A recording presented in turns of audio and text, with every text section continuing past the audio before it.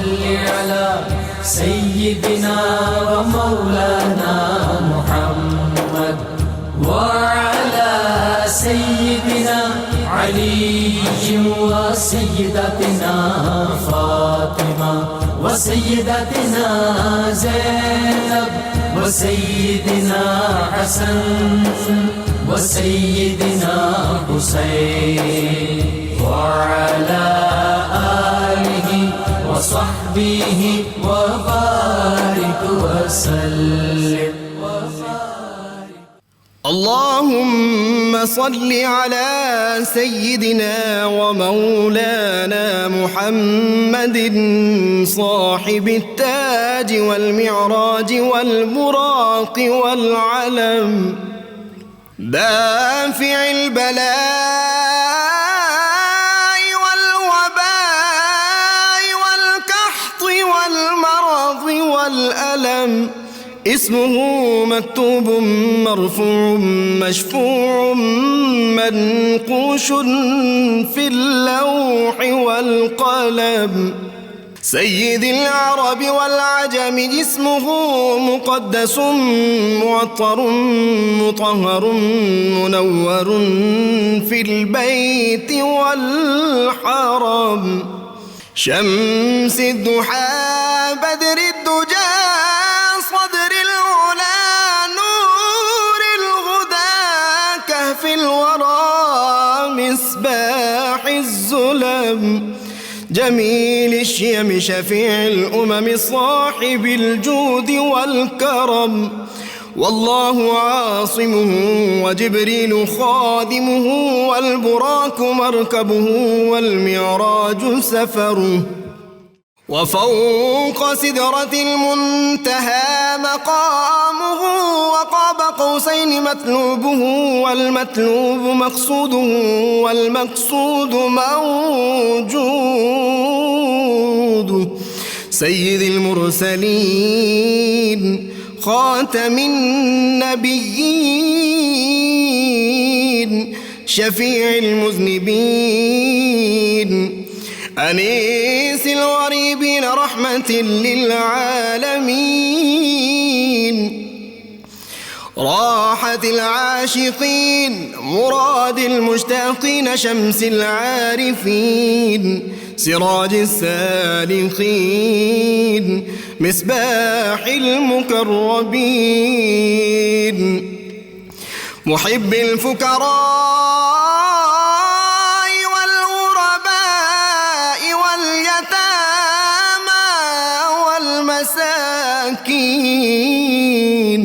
سيد الثقلين نبي الحرمين إمام القبلتين وسيلتنا في الدارين صاحب قاب قوسين محبوب رب المشرقين ورب المغربين جد الحسن والحسين مولانا ومولى الثقلين سيدنا أبي القاسم محمد بن عبد الله نور من نور الله يا أيها المشتاقون بنور جماله بلغ العلا بكماله كشف الدجى بجماله حصنت جميع خصاله صلوا عليه وآله وأصحابه وسلموا تسليما बिस्मिल्लाहिर्रहमानिर्रहीम। अस्सलाम वालेकुम नाज़रीन। प्रोग्राम सुबह नूर के साथ आपका मीज़बान नज़ीर अहमद गाज़ी हाज़िर है। नाज़रीन इकराम, हज़रत अबू अनीस सूफ़ी मोहम्मद बरकत अली साहब रहमहुल्लाह की तालीफ़ अस्माउन नबी अल करीम सल्लल्लाहु अलैहि वसल्लम से एक इसमें मुबारक सैयदना कासिमुल मीरासी सल्लल्लाहु अलैहि वसल्लम हमारे सरदार वर्षा तकसीम करने वाले दुरूद व सलाम भेजे अल्लाह आप सल्लल्लाहु अलैहि वसल्लम और आपकी आले पाक पर। सैयदना अबू हुरैरा रज़ियल्लाहु ताला अन्हु एक मरतबा मदीना तैयबा के बाज़ार में तशरीफ़ ले गए। देखा کہ لوگ کاروبار میں مصروف ہیں۔ انہوں نے لوگوں کو مخاطب کیا اور فرمایا، لوگو تم یہاں بازار میں کاروبار کر رہے ہو اور ادھر مسجد نبوی میں اللہ کے رسول صلی اللہ علیہ وسلم کی میراث تقسیم ہو رہی ہے۔ لوگ کاروباری سرگرمیاں چھوڑ کر بھاگتے ہوئے مسجد نبوی میں پہنچے تو دیکھا کہ وہاں کوئی مال تو تقسیم نہیں ہو رہا، البتہ مسجد میں لوگ تلاوت قرآن حکیم، ذکر خداوندی اور حصول علم میں مصروف ہیں۔ لوگوں نے سیدنا ابو ہریرہ رضی اللہ تعالیٰ عنہ سے پوچھا، ابو ہریرہ آپ نے تو کہا تھا کہ مسجد نبوی میں اللہ کے رسول صلی اللہ علیہ وسلم کی میراث تقسیم ہو رہی ہے، مگر ہم نے تو وہاں کوئی چیز تقسیم ہوتے نہیں دیکھی۔ سیدنا ابو ہریرہ فرمانے لگے، اچھا یہ بتاؤ تمہیں مسجد میں کوئی چیز نظر آئی؟ لوگ کہنے لگے ہاں مسجد میں بعض علمی حلقے ضرور نظر آئے، ان میں سے کچھ لوگ تلاوت قرآن حکیم کر رہے تھے، کچھ ذکر خداوندی کر رہے تھے اور کچھ حصول علم میں مصروف تھے۔ سیدنا ابو ہریرہ رضی اللہ تعالیٰ عنہ نے فرمایا، اللہ کے بندو یہی تو اللہ کے رسول صلی اللہ علیہ وسلم کی میراث ہے۔ پھر فرمایا، بے شک انبیاء کرام دینار و درہم کا ورثہ نہیں چھوڑتے بلکہ وہ علم کا ورثہ چھوڑتے ہیں، جو شخص یہ علم حاصل کرے گا وہ یقیناً اس میراث کا بڑا حصہ پالے گا۔ ناظرین کرام، یہ جو علوم نبوت حضور سید عالمین صلی اللہ علیہ وسلم شمع ہدایت تھے، حضور سید عالمین کلزم رحمت اور کلزم علوم تھے، یہ علوم کے چشمے صحابہ کرام نے اپنے سینوں میں محفوظ کیا اور ان سے تابعین اور تبع تابعین اور یہ امت کے علماء جو تھے وہ اس کے وارث تھے، اور آج تک وہ علم کے چشمے کائنات میں جاری ہیں۔ علوم میں جن لوگوں نے بہت بڑا مقام پایا، بیک وقت محدث بھی تھے، بہت بڑے عالم بھی تھے، امت کے بہت بڑے فقیہ بھی تھے، ان کا نام جب آتا ہے تو لوگوں کی گردنیں، اہل علم کی گردنیں ان کے احترام میں جھک جاتی ہیں۔ ان کے استاد حضرت امام مالک رحمۃ اللہ علیہ اور ان کے شاگردوں میں امام احمد بن حنبل جیسی شخصیات تھیں۔ میری مراد حضرت امام محمد بن ادریس شافعی، امام شافعی رحمہ اللہ ہیں، ایک عظیم فقیہ تھے اور قاری قرآن بھی اس طرح کے تھے کہ قرآن حکیم کے جتنے لہجے ہیں، جتنی قرات کی قسمیں ہیں، وہ ساری ان کو ازبر تھیں، اور جب قرآن حکیم پڑھتے تھے تو یوں لگتا تھا کہ لوگوں کے سروں پہ پرندے بیٹھے ہوئے ہیں، ایک خاص کیف میں لوگ مبتلا ہو جاتے تھے۔ ان کی کرامات، ان کی سخاوت، ان کا علمی مقام، مرتبہ، زہد و تقوی، ان کے شاگرد، ان کے اساتذہ کون تھے، اس سب پہ ان کی شخصیت کے حوالے سے آج گفتگو کرنے کے لیے میں نے اپنے اسٹوڈیو میں دعوت دی ہے ملک کے معروف عالم دین اور مشہور اسکالر جناب مفتی محمد فاروق القادری صاحب۔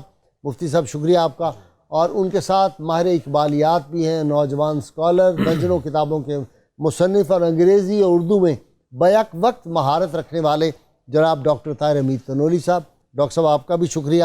اور ناظرین اکرام، عالمی مبلغ ہیں اور امریکہ میں گزشتہ 15-16 برس سے دین حق کی تبلیغ کر رہے ہیں، بہت بڑی علمی شخصیت ہے۔ علامہ مقصود احمد قادری صاحب امریکہ سے آئے ہوئے ہیں، پاکستان کے مہمان ہیں۔ آپ کا بہت شکریہ علامہ صاحب، تشریف لائے۔ مفتی صاحب، تعارف حضرت امام شافعی عاشق رسول صلی اللہ علیہ وسلم۔ بسم اللہ الرحمن الرحیم۔ امام محمد بن ادریس شافعی مکی مدنی اس امت کے ان علماء میں سے ایک ہیں جنہیں اس امت کے جلیل القدر ائمہ نے علوم و معارف کا سمندر قرار دیا۔ غزہ میں یا اسقلان میں اس سال پیدا ہوئے جس سال 150 ہجری میں امام اعظم ابو حنیفہ کا وصال ہوا۔ ولادت سے قبل ہی والد گرامی کا سایہ اٹھ گیا جن کا نام گرامی ادریس تھا۔ والدہ ماجدہ ان کو لے کر مکہ مکرمہ آ گئیں۔ نسبی اعتبار سے ان کا تعلق قریش سے ہے۔ حضرت ہاشم حضور کے پردادا سے ان کا نسب جا کر ملتا ہے، یہ بھی ان کو شرف اور فضیلت حاصل تھی، اور پھر حدیث رسول کا مصداق بھی تھے۔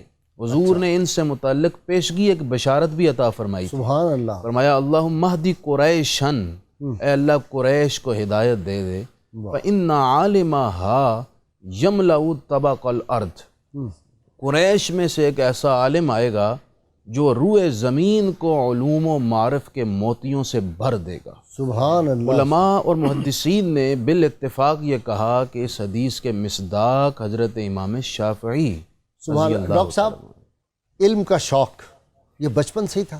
جی ہاں بالکل جی، امام شافعی کی شخصیت کے اندر ہم دیکھتے ہیں کہ علم کا شوق بھی تھا اور علم کی وسعت بھی تھی، یعنی جتنا علم کے اندر تنوع ہمیں امام شافعی کی شخصیت میں نظر آتا ہے، اور وہی چیز آگے چل کر کے ایک بہت بڑے قانون ساز اور ایک بہت بڑی فقیہ میں جا کے ڈھلا۔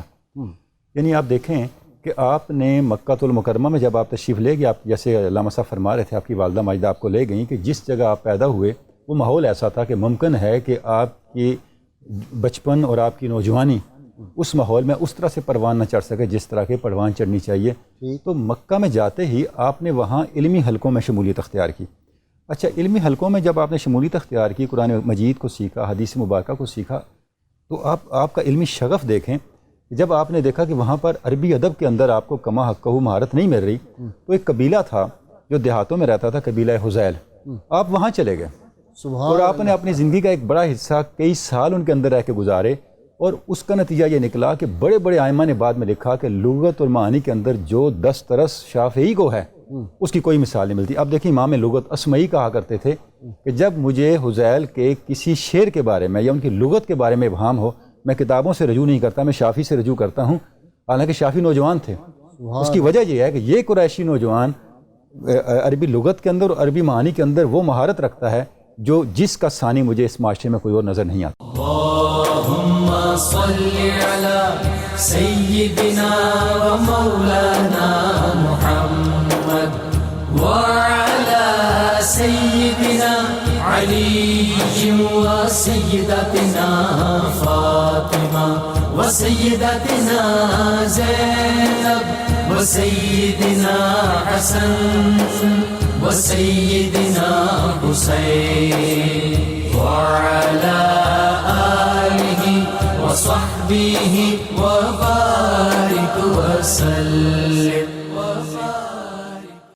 اللهم صل على سيدنا ومولانا محمد وعلى سيدنا علي وسيدتنا فاطمة وسيدتنا زينب وسيدنا حسن وسيدنا حسين وعلى آله وصحبه وبارك وسلم۔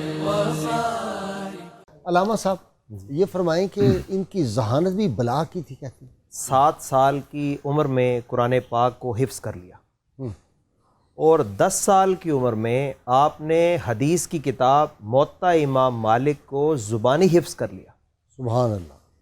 اور پھر آپ علم دین کے لیے سفر کرتے ہیں، مکہ آتے ہیں، اور وہاں مفتی مکہ جو اس وقت کے بہت بڑے محدث ہیں، مسلم بن خالد زنجی، 3 سال ان کی خدمت میں رہتے ہیں۔ سبحان اللہ۔ اور استاد صاحب ان کی ذہانت اور فطانت سے اتنے متاثر ہوتے ہیں کہ وہ کہتے ہیں کہ تمہارے جیسا جینیس اب یہاں زیادہ اکتساب فیض نہیں کر سکتا، بلکہ جن کے بارے میں کہا جاتا تھا لا یفتا و مالکن فی المدینہ، کہ جب تک مدینہ شریف میں امام مالک موجود ہیں کسی عالم یا مفتی میں جرت نہیں کہ فتویٰ دے سکے۔ سبحان اللہ۔ تو میں تمہیں ایک تحریر بھی دیتا ہوں، تم امام مالک رحمہ اللہ کے پاس چلے جاؤ اور ان سے پھر اکتساب فیض کرو۔ سبحان اللہ۔ تو امام شافعی رحمۃ اللہ علیہ نے جب ان سے علم حاصل کیا تو ابھی 14-15 سال کی عمر ہے کہ علماء مدینہ اور امام مالک نے آپ کو فتویٰ دینے کی اجازت عطا فرمائی۔ سبحان اللہ، سبحان اللہ، سبحان۔ مفتی صاحب، فقہی بصیرت کمال کی ہے اور فقہا کا ادب کمال کا ہے۔ جی، جہاں امام اعظم و حنیفہ کا ذکر آتا تو آپ کہتے ہیں کہ باقی سارے فقی ان کے بچے ہیں۔ بچے ہیں۔ سبحان اللہ۔ امام شافعی کی خوش بختی کہہ لیجئے، جہاں حدیث رسول کا مصداق ہیں وہیں زمانہ بھی ایسا ملا جو علم سے معمور ہو چکا تھا، واہ، یعنی تابعین کا زمانہ تھا، ذوالنون اور مصری کا دور ہے۔ جی جلیل القدر تابعین اور یا بھی بڑے بڑے ہیں۔ امام مالک بن انس تابعی موجود تھے جن سے انہوں نے اکتساب فیض کیا، اور جلیل اخیار امت کے موجود، علماء موجود، سب موجود ہیں، اور پھر ان کو اللہ تعالیٰ نے اس طرح نوازا کہ انہوں نے اگرچہ امام مالک کے حضور بیٹھ کر ایک لمبے وقت اکتساب فیض کیا، لیکن باطنی پیاس ابھی مکمل بجھی نہیں تھی۔ اللہ تعالیٰ نے ان کو رفاقت، شاگردگی کا شرف بخشا۔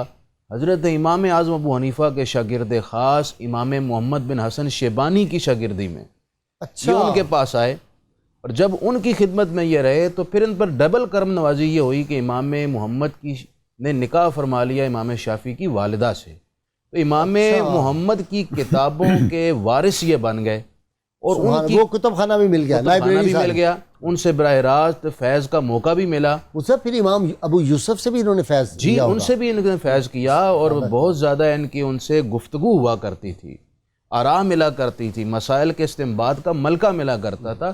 تو امام شافعی نے پھر اس وقت یہ ارشاد فرمایا تھا کہ کوئی شخص فقہ کے اندر اس وقت تک مہارت حاصل نہیں کر سکتا جب امام اعظم ابو حنیفہ کے اصحاب کی کتابیں نہ پڑھ لے، اللہ، اور اس وقت یہ فرمایا کرتے تھے کہ اگر میں نے اپنی زندگی میں امام محمد کی رفاقت نہ پائی ہوتی اور ان کی کتابوں کا مطالعہ نہ کیا ہوتا تو آج جس شافعی کو تم فقیہ کہتے ہو یہ فقہ کی فے کو بھی نہ سمجھ سکتا۔ سبحان ان کے ساری عریض، اور پھر ان کا امام اعظم سے قلبی رشتہ اتنا مضبوط تھا کہ جب کسی مسئلے میں دقت پیش آتی اور اس کا نتیجہ اور حل نہ سمجھ میں آتا تو امام شافعی نے کیا راہ دکھائی امت کو، فرماتے ہیں کہ میں امام اعظم ابو حنیفہ کی قبر پر چلا جاتا، مزار پہ جاتے، وہاں اس کے قریب کھڑے ہو کر میں 2 رکعت نفل اللہ کے حضور پڑھتا اور امام اعظم ابو حنیفہ کے وسیلے سے دعا کرتا تو میرا پیچیدہ اور مخلق مسئلہ بھی حل ہو جاتا، اور اللہ تعالیٰ میرے باطن میں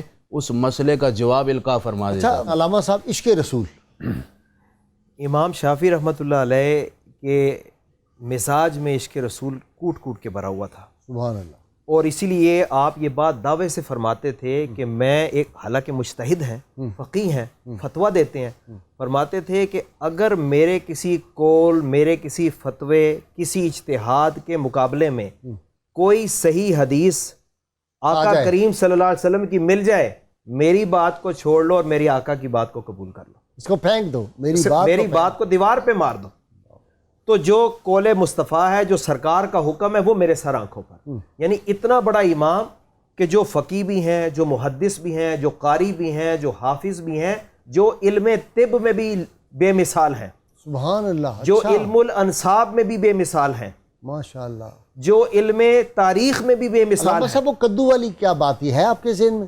ایک آپ کی محفل میں بیٹھے ہوئے جی، وہ کسی اور امام سے منسوب ہے، انہی سے کدو شریف جو تھا وہ بیٹھے ہوئے لوگ کہہ رہے تھے، تو ایک نے کہا کہ حضور صاحب کو کدو پسند تھا تو میں بھی کدو کھاتا ہوں، جی، تو ایک آدمی نے کہا نہیں مجھے تو کدو بالکل پسند نہیں، تو آپ نے کہا کہ شکر کرو اس وقت میرے ہاتھ میں تلوار نہیں تھی ورنہ میں تمہاری گردن اڑا دیتا اور یہاں میری محفل سے نکل جاؤ۔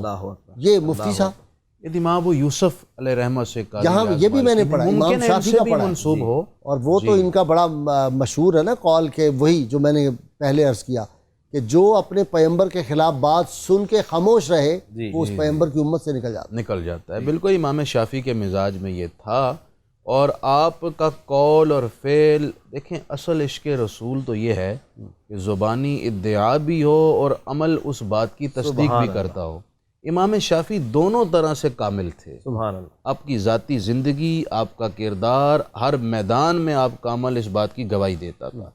علم کا شوق تو اتنا تھا کہ آپ فرماتے ہیں کہ جب میں علم حاصل کر رہا تھا تو میں اپنے کان سے جب کوئی بات سنتا تو مجھے اتنا لطف آتا تھا کہ میرے ہاتھ، میرے پاؤں، میری زبان، میرے جسم کے سارے اعضاء کہتے تھے کہ کاش ہم کان بن جاتے اور ہمیں بھی یہ لطف حاصل ہو جاتا۔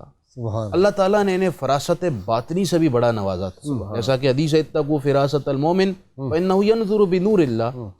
آپ کو فراست کا یہ علم تھا کہ آپ شخص کو دیکھ کر پہچان لیا کرتے تھے کہ یہ کرتا کیا ہے۔ ایک امام ان کے ساتھ تھے تو ایک شخص آ رہا تھا، انہوں نے پوچھا حضرت امام شافعی سے کہ یہ کیا کرتا ہوگا؟ آپ نے فرمایا مجھے لگ رہا ہے کہ یہ بڑائی ہے، بڑائی ہے۔ کہا اچھا۔ اس نے جا کر پوچھا ان سے کہ میاں آپ کیا کرتے ہیں؟ انہوں نے کہا میں بڑائی کا کام کرتا ہوں، میں بڑائی ہوں، ترخان ہوں۔ تو اس طرح امام شافعی بندے کو دیکھ کر اس کے باطنی اعمال سے اور اس کے ظاہری اعمال سے بھی اسے پہچان لیا کرتے. اللهم صل على سيدنا ومولانا محمد وعلى سيدنا علي وسيدتنا فاطمة وسيدتنا زينب وسيدنا حسن وسيدنا حسين وعلى آله وصحبه وبارك وسلم. اللهم صل على سيدنا ومولانا محمد وعلى سيدنا علي وسيدتنا فاطمة وسيدتنا زينب وسيدنا حسن وسيدنا حسين وعلى آله وصحبه وبارك وسلم. مفتی صاحب قبلہ، بہت خوب بات کی آپ نے. صحابہ اور کرامت، یقین جانیے کہ اس دور کی سب سے بڑی ضرورت ایک زیرک، زاہد، عابد، مخلص عالم ہے، جو امام شافعی اور ان جیسے جلیل القدر ائمہ کے راستے پر چلنے والا ہو. ہمارے مسائل کا حل وہ ہے، اور جس کی بوریا نشینی میں بڑی بڑی طاقتیں آ کر اپنا ماتھا جھکا دیتی ہیں، ان علماء کی ضرورت ہے. امام شافعی علیہ رحمہ کی زندگی سے ایک سبق یہ ملتا ہے کہ آپ امام اعظم و حنیفہ کے بہت سارے شاگردوں سے آپ نے فیض لیا. ان میں امام وقی بن جراح بھی تھے. ایک دفعہ ان کے حضور گئے تو کہتے ہیں شکوت الی وقیع سوء الحفظ، میں نے شکایت کی حضرت جو بات بھول جاتا ہوں، یہ حافظہ قائم نہیں رہ رہا. آج بہت زیادہ لوگ یہ شکایت کرتے ہیں، بچے بچیاں اسکول کالجز میں پڑھتے ہیں، باتیں محنت کرتے ہیں، یاد نہیں رہتی. ٹھیک. تو حضرت وقی نے جو ان کو وصیت فرمائی، اگرچہ امام شافعی تو بڑے پاکیزہ شخصیت تھی، لیکن تربیت ہمارے لیے ہے، تعلیم ہمارے لیے، اور سبق ہمارے لیے، اور ان کا تقویٰ ان کے مطابق ہے نا جی. اصل میں ان کا وہ سٹینڈرڈ جو تقوی کا وہ بہت بلند ہے، ان کے مطابق ہے. بالکل ہمارا جہاں تقویٰ ختم ہوتا ہے ان کا وہاں سے شروع ہوتا ہے، شروع ہو جاتا ہے. بلکہ جو ابرار لوگ ہوتے ہیں، خیار لوگ ہوتے ہیں، یہ حسنات کو چھوڑ دیں، نیکی کسی ٹائم نہ کر سکیں تو اسے بھی گناہ کہہ دیتے ہیں. بالکل صحیح. حالانکہ در حقیقت وہ گناہ نہیں ہوتا، لیکن اپنا تقویٰ کا معیار. جی وہی میں عرض کر رہا ہوں. اوصانی لا ترک المعاصی، امام وقی نے مجھے وصیت کی بیٹا گناہ چھوڑ دو، حافظہ مضبوط ہو جائے گا. ہم بادام کھاتے ہیں اور طرح طرح کی روغنیات اور غذائیں استعمال کرتے ہیں کہ ہمارا حافظہ مضبوط ہو. حافظے کو مضبوط کرنے والی سب سے بنیادی اور مؤثر اور مفید چیز یہ ہے کہ ہم اپنے اعمال پر توجہ دیں. اگر کہیں کمزوری ہے دور کریں، نور پیدا ہوگا، دماغ روشن ہو جائے گا اور علم کی راہیں اور دروازے کھل جائیں گے. مفتی صاحب یہ ڈاکٹر طاہر حمید تنولی کا حافظہ بہت زبردست ہے، آپ کا بھی بڑا زبردست ہے ماشاءاللہ. آپ اتنی تواتر سے جب احادیث اور جو ہے عربی وہ جو عبارات آپ پڑھتے ہیں ماشاءاللہ چھوٹی عمر میں. اللہ کا فضل. جی ڈاکٹر صاحب یہ ذرا مفتی صاحب کی بات کو آگے لے چلتے ہیں، پھر میں عرض کرتا ہوں. تو یہ جو ارشاد فرما رہے تھے شکوت الی وقیع لسوء حفظی فاوصانی الی ترک المعاصی لأن العلم نور من الہ، سبحان اللہ، نور اللہ لا یعطی لعاصی. سبحان اللہ. کہ علم جو ہے وہ اللہ کے نور انوار میں سے ایک نور ہے، اور اللہ کا نور گندے برتن میں نہیں ڈالا جاتا. تو میں عرض کرتا ہوں جی غازی صاحب قبلہ، میری گزارش یہ ہے کہ آج ہمیں جس چیز کی ضرورت ہے ہماری سوسائٹی کو، ان ائمہ کے تناظر میں اسلامی قانون کی صحیح تفہیم، جب تک یہ نہیں پیدا ہوتی، ہمارے یہاں مسئلہ کیا ہے؟ مسئلہ یہ ہے کہ زندگی کے مسائل بہت بڑھ گئے ہیں، ٹھیک، قانون بہت پیچھے رہ گیا ہے، ٹھیک، اور قانون جو ہے زندگی کی مسائل کی پکار پہ لبیک نہیں کہہ پا رہا. ٹھیک. جبکہ آپ ویسٹ کو دیکھیں، دوسری دنیا کے قوانین کو دیکھیں. میں ایک مثال آپ کو دوں گا. ایک کتاب کا آپ نے مجھے حکم فرمایا تھا پڑھنے کا، انڈیا کی ایک جج کسی کورٹ کا ہے، انٹرپریٹیشن آف اسٹیچیوٹس پہ. جی بالکل ٹھیک. میں کہتا ہوں ایسی کوئی کتاب آپ کو مسلم دنیا میں نظر آتی ہے؟ نہیں نظر آئے گی. امام شافعی کی شخصیت کا کمال یہ ہے کہ ان کی معاصر مسائل پہ نظر تھی. آپ دیکھیں، آپ فرماتے ہیں میرے دو ہی شوق ہیں، تیر اندازی اور علم. اور تیر اندازی میں نے بہت کمال پا لیا، خدا جانے علم میں پایا کہ نہیں پایا. تو آپ کے مصاحبین نے کہا حضور آپ کو علم میں تو تیر اندازی سے بھی زیادہ کمال حاصل ہے. واہ واہ. یعنی جتنے معاصر علوم چاہیے تھے ان کو سامنے رکھ کے آپ نے جس طرح سے اسلامی قانون کی تعبیر کی، اسلامی قانون کی انٹرپریٹیشن کی، اور آپ دیکھیں اپنے اساتذہ سے بھی آپ نے اختلاف کیا. حریت فکر کا یہ عالم، امام مالک کا ذکر جب آپ کرتے ہیں تو ادب و احترام کی انتہا نظر آتی ہے. لیکن جب آپ استحسان کے، آپ کی پوری کتاب ابطال استحسان، یعنی ایک اہل فقہا کا جو کانسیپٹ، ایک بنیادی اصول تھا، اس اصول کو کلیتاً آپ نے رد کر دیا اور اس کا ایک متبادل چیز عطا کی. سبحان. علامہ صاحب سخاوت بھی بے انتہا تھی طبیعت میں. حضرت امام شافعی رحمۃ اللہ علیہ کو اللہ تعالیٰ نے غنی بنایا تھا. سخاوت وہ اشعار کیا آپ عربی سنانے تھے آپ نے؟ میں کہتا ہوں یعنی امام شافعی رحمۃ اللہ، وہ جو حدیث ہے نا جو سرکار نے فرمایا تھا 2 چیزیں چھوڑ کے جا رہا ہوں، کبھی گمراہ نہیں ہو گئے، ایک کتاب اللہ، اللہ کی کتاب، اور دوسرا میرے اہل بیت. واہ واہ. تو امام شافعی کی اگر ان اشعار کو دیکھیں اور ان کی زندگی کو دیکھیں تو اس کی عملی تعبیر ہے. قرآن شریف سے یہ تعلق ہے کہ رمضان المبارک میں ایک قرآن دن کو ختم فرماتے ہیں، اللہ. ایک قرآن رات کو ختم فرماتے ہیں روزانہ، اور ایک قرآن جو مسلسل تراویح میں پڑھا جاتا ہے اور وہ ختم ہوگا. تو گویا کہ رمضان کے مہینے میں 61 قرآن ختم فرماتے ہیں. اللہ. یہ تو قرآن کے ساتھ ان کا تعلق. سبحان اللہ. سبحان. اور جو اہل بیت کے بارے میں کیا آپ نے فرمایا، یا اہل بیت رسول اللہ حبکم فرد من اللہ فی القرآن انزلہ لو کان رفدا حب آل محمد سبحان اللہ. فلیشہد الثقلان انی رافدی یکفیکم من عظیم القدر انکم من لم یصلی علیکم لا صلاۃ لہ. واہ واہ واہ. امام صاحب فرماتے ہیں اے حضور کے اہل بیت، آپ سے محبت کرنا اللہ نے قرآن میں فرض قرار دیا ہے. اللہ نے قرآن میں، سبحان اللہ. سبحان اللہ. قل لا اسألکم علیہ اجرا الا المودۃ فی القربہ، اس کی طرف اشارہ فرما رہے ہیں اے اہل بیت آپ سے محبت کرنا اللہ نے قرآن میں فرض قرار دیا ہے، اور اگر اہل بیت سے محبت کی وجہ سے کوئی مجھے مورد الزام ٹھہراتا ہے، مجھ پر طعن و تشنیع کرتا ہے، کوئی مجھے یہ کہتا ہے کہ تم رافضی ہو گئے، انہوں نے کہا رافضی ہو گئے تم، کہ یہ تو نہیں کر سکتے. انہوں نے کہا اگر ساری دنیا بھی مجھے، ثقلین ساری دنیا ساری کائنات مجھے رافضی کہتی رہے، میں یہ الزام برداشت کر لوں گا، لیکن اہل بیت کی محبت نہیں چھوڑوں گا. اللہ. اور آگے پھر فرماتے ہیں کہ اہل بیت تمہاری عظمت کا اندازہ تو اس بات سے لگایا جا سکتا ہے، اگر کسی کو سمجھ نہیں آ رہی، کہ جب تک تم پر درود نہیں پڑھا جائے گا کسی نمازی کی نماز ہی مکمل نہیں ہوگی. اللہم صلی علی محمد وعلی آل محمد. بالکل صحیح بات ہے جی. تو امام ایک دفعہ آپ بار بار کھڑے ہو رہے تھے، اپنے شاگرد بیٹھے ہوئے تھے سارے، تو انہوں نے کہا حضرت آپ کھڑے کیوں ہو رہے ہیں؟ آپ نے باہر ایک آل سادات میں سے ایک بچہ ہے، وہ جب ادھر سے گزرتا ہے تو میں اس کے ادب اور احترام میں کھڑا ہو جاتا ہوں. اور یہ ہم نے بعد کے بزرگوں میں بھی بہت زیادہ دیکھا ہے کہ اس طرح ہی کرتے رہے ہیں. جی حضرت یقیناً حضرت خواجہ بختیار کاکی تو ایک کتے کو دیکھا ہاتھ باندھ کر کھڑے ہو گئے. اللہ اللہ. کہا حضرت یہ کتا کون ہے؟ فرمایا اس جیسا کتا ہم نے اپنے مرشد کے آستانے پر دیکھا. اللہ اللہ. یہ ادب کی رمزیں ہیں، ادب والے جانتے ہیں کہ ایسے آداب سے کیا روحانی بصیرت کے دروازے کشادہ ہوتے ہیں اور کیا انعامات الہی نازل ہوتے ہیں. امام شافعی علیہ رحمہ جہاں فقیہ بے مثال ہیں، فیاض ہیں، فیاضی کا یہ اور سخاوت کا یہ عالم ہے، ویسے ہم نے اپنے ائمہ جتنے بھی دیکھے ہیں ان سب کے ہاتھ کھلے ہوئے دیکھے. سبحان اللہ. سبحان اللہ.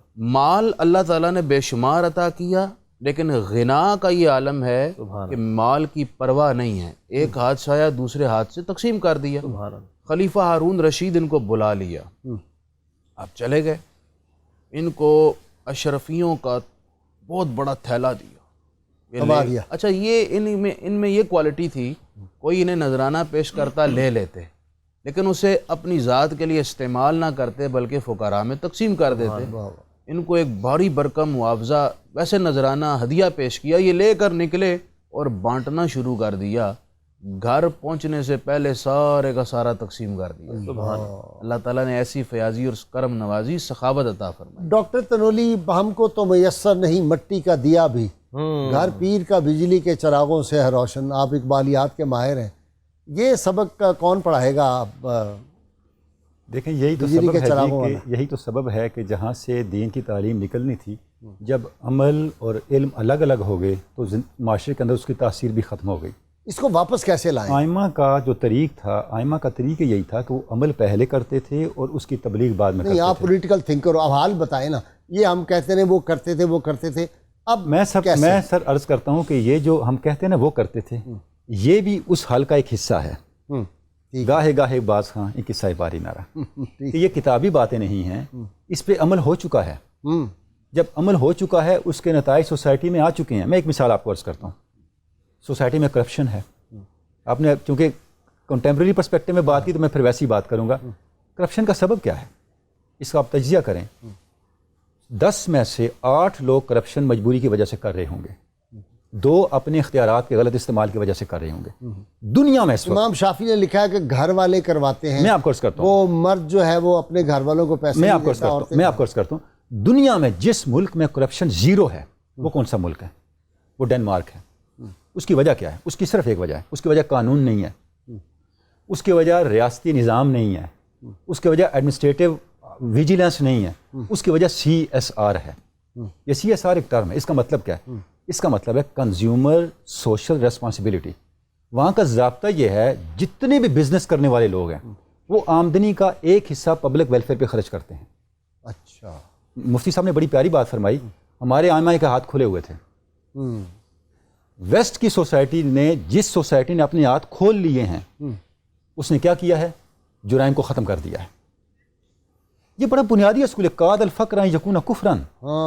ہم اس اصول کو بھول گئے ہیں۔ ہمارا مسئلہ یہ ہوا ہے کہ ہم نے ویلیوز کو بدل دیا ہے، ہمارا معیار سارے کا سارا مادیت بن کے رہ گیا ہے، اور جن لوگوں نے ویلیوز کا ابلاغ کرنا تھا وہ خود اس کے پیچھے لگے ہوئے ہیں۔ علامہ صاحب امریکہ میں آپ رہتے ہیں، وہاں کا ذرا بتائیں، وہاں جو جرائم ہیں وہ کم ہیں، کرپشن کم ہے، خاص طور پہ حکومتی لیول پہ، اس کی وجہ کیا آپ محسوس کرتے ہیں؟ دیکھیں جی، جو نظام عدل ہے نا، جسٹس، جب یہ مضبوط ہوگا، کیا وجہ ہے کہ وہاں پر مختلف مذاہب کے لوگ رہتے ہیں، وہاں پر کوئی فتنہ نہیں ہوتا، لیکن جب وہی اپنے ملکوں میں جاتے ہیں تو وہاں فتنہ ہوتا ہے، کیونکہ انہیں پتہ ہے کہ اگر ہم پکڑے جائیں گے ہم چھوٹ جائیں گے۔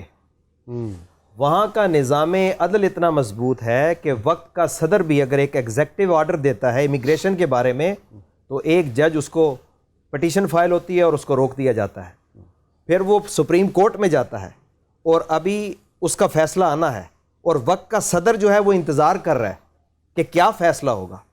تو یہ نظام عدل ہے۔ اچھا یہ بتائیں، اسلام کی تبلیغ اب کیسے وہاں پہ آپ محسوس کرتے ہیں ہو رہی ہے یا لوگ پیاسے ہیں، اچھا۔ they are thirsty, اچھا they want to learn about Islam، لیکن unfortunately Islam is not representative in a positive way۔ یعنی ہم لوگوں کے پاس، اگر میں یہ کہوں کہ 90 کی دہائی سے لے کر یہ جو 9/11 تک ایسا سنہری دور تھا مسلمانوں کے پاس، لوگ اسلام کو تڑپ رہے تھے، اور ابھی بھی ایسی بات نہیں کہ لوگ اسلام، ان کو معلومات نہیں، ان کو غلط فیڈ دیا جاتا ہے۔ آپ ابھی بھی دیکھ لیں کہ روز بروز مسلمان ہونے والوں کی تعداد میں اضافہ ہو رہا ہے۔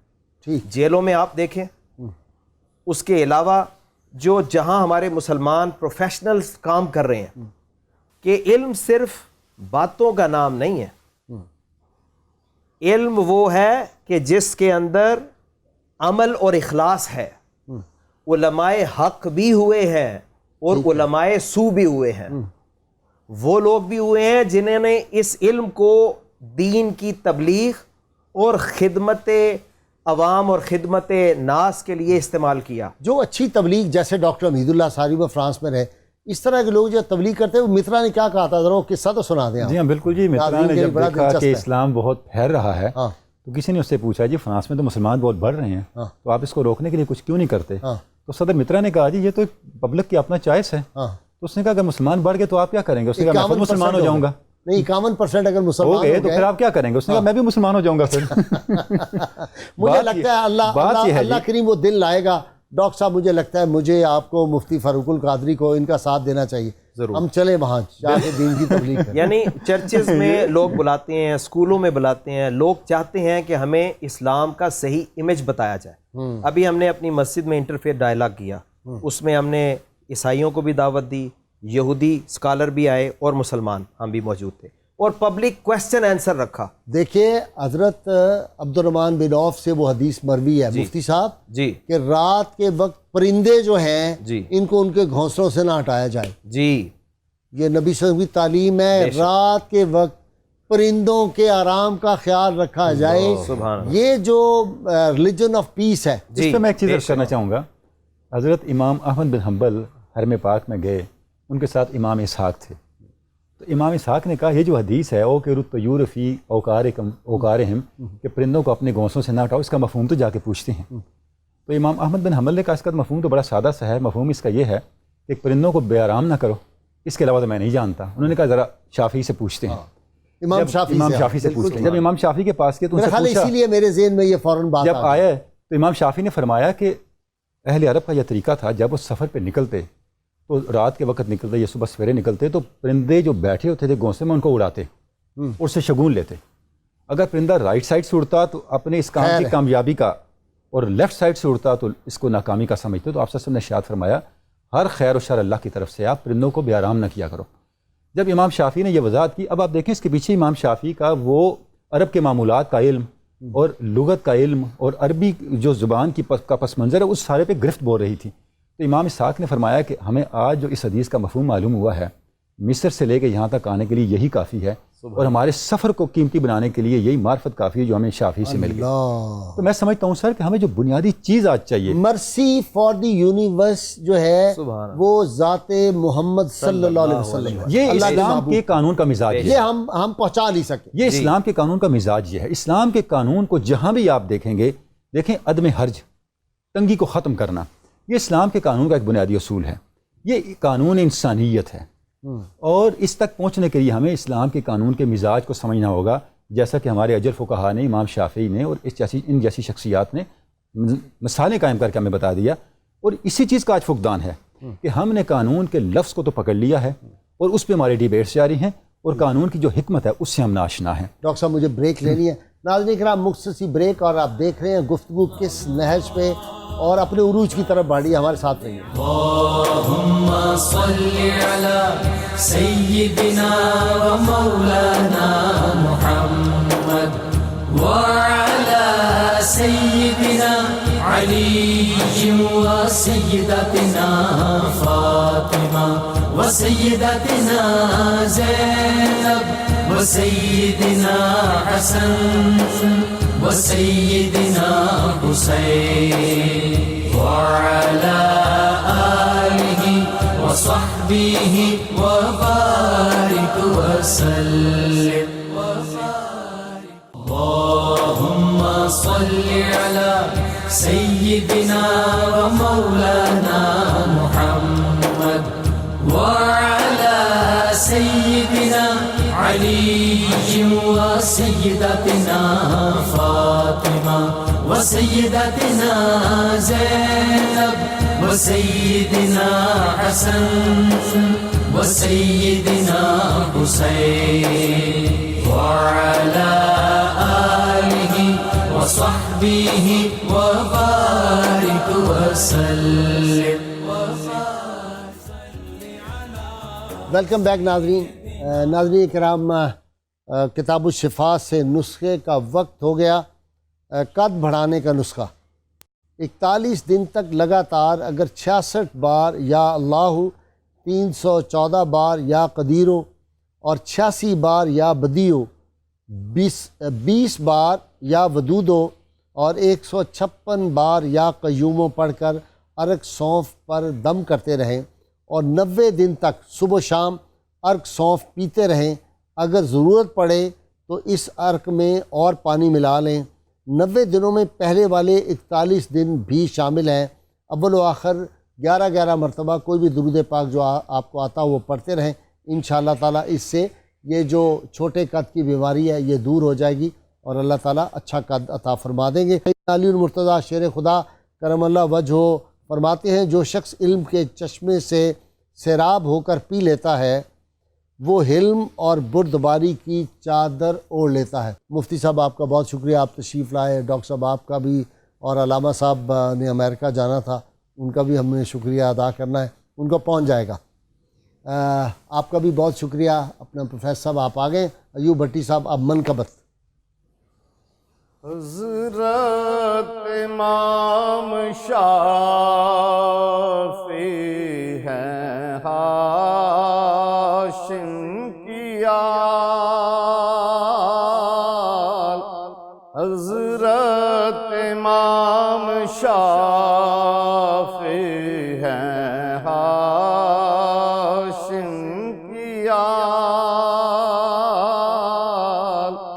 ہے دور ہر زوال سے ان کا ہر ایک کمال، اکثر محدثین ہیں ان سے ہی فیض یاب،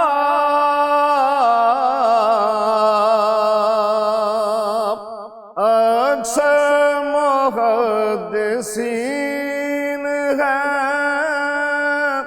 ان سے ہی فیض یاب،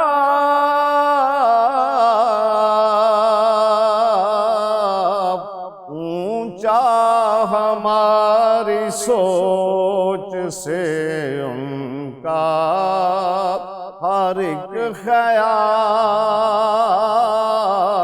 اونچا ہماری سوچ سے ان کا ہر ایک خیال، جو بھی ملا وہ راہ خدا میں لٹا دیا،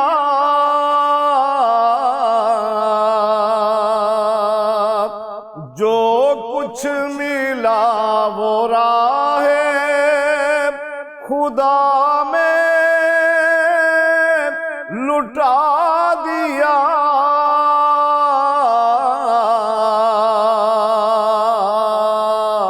آ جاتا گر غریب تو کر دیتے مالا مال،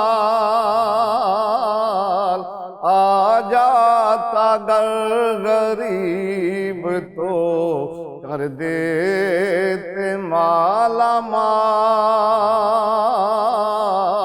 حضرت امام شافعی ہیں ہاشم کی اللهم صل على سيدنا ومولانا محمد وعلى سيدنا علي وسيدتنا فاطمة وسيدتنا زينب وسيدنا حسن وسيدنا حسين وعلى آله وصحبه وبارك وسلم